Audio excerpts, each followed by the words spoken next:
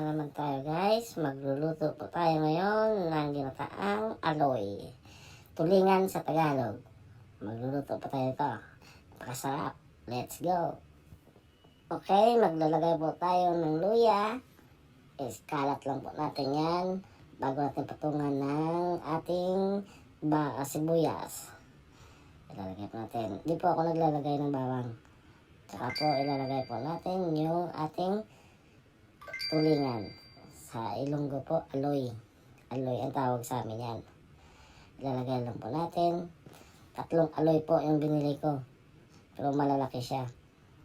Ayan po, ilalagay po natin lahat. Ubusin na natin. Pagkakasyahin. Yan. Malalaking aloy to. Masarap to. Ayan po, pag nalagay na po natin lahat, isusunod po natin ang ating luya uli sa taas. Babat taas po ang paglagay ko ng luya at saka ng sibuyas. Lalagay po natin ang sibuyas. Ayan. Karat lang natin. Ayan. Tapos isusunod po natin yung seasoning. Lalagay po ako niya ng ginisa mix, paminta, asin. Yan lang po ang aking nilalagay sa pagkain. Sa lahat ng luto ko. Depende po sa luto. Tapos maglalagay po tayo ng suka. Yan po. Spread po natin yung suka. Medyo siguro mga kalahating baso ng suka. Okay na yan. Masarap na yan.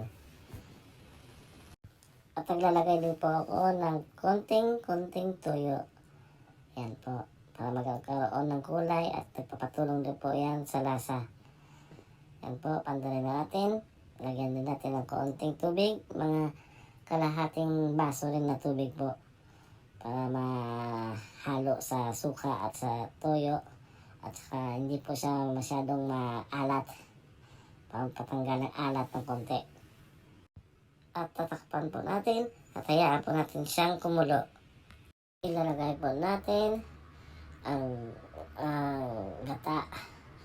Coconut cream po ang gamit ko sa lata. Ready to made na yan. Yan po. At huwag po natin siyang haluin. Tandaan po natin, huwag natin haluin yan. Kasi madudurog yung mga isda natin pag hinalo mo yan. Medyo alay-alalay lang. Yan, ganyan lang siya. Hindi, konti lang. Makalat lang siya ng konti. Huwag natin haluin ng haluin.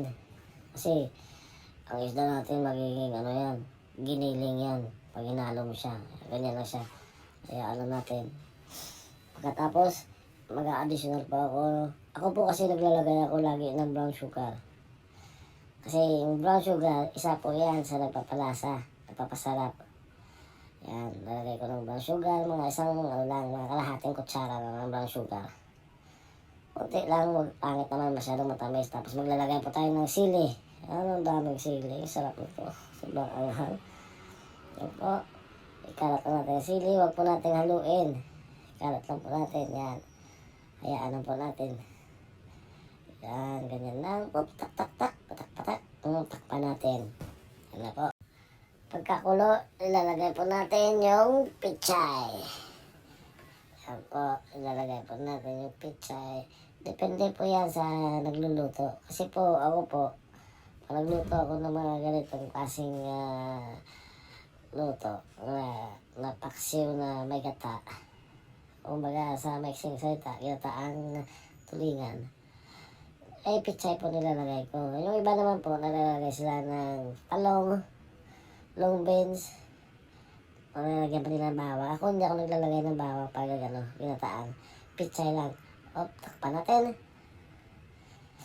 Sipon ako. May isa pa. Sayang din yan. Ulam pa yan. Apo, tingnan natin kung pwede na. Mukhang masarap na to. Amoy pa lang, ulam na. Sa palagay ko po ay pwede na ito. Luto na ito. Kasi wag po natin ayaang masyadong kumulo kasi yung pichay natin malalata. Pangit po kasi pag malata yan. Kaya sa palagay ko, okay na ito. Perfecto na ito. Kaya serve natin. Serve na natin. Ito na po. Ang ating ginataang tulingan. Sarap niya. Diyos mío. my God. Ang sarap nito kumain ng nakakamay. Maanghang. Sobrang anghang. Pero ang lasa niya po ay napakasarap. Ang gata. Suggestion ko lang po pag naggata po kayo, mas maganda po gagamitin niyo po yung coconut cream. Kasi malakpuyo talaga yan. Purong gata talaga yan. Yan po ang ang advantage nyo sa coconut milk. Yan po, napakasarap.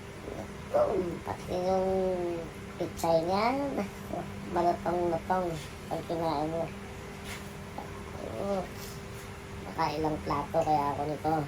Yan po. Hindi na ako makapagantay. Tinunto ito. Lulubo na naman yung tiyan natin ito. Nakakamay, tapos palisa mo ng Coca-Cola. Oh my God, sampat gid sa mainit na tulingan na may gata. Sa bahaw talaga ang partner niyan, bahaw na kanin. O, yan na po. Titingnan po natin. Ito na po ng ating ginataang tulingan. Kusina di Majo. See you next time.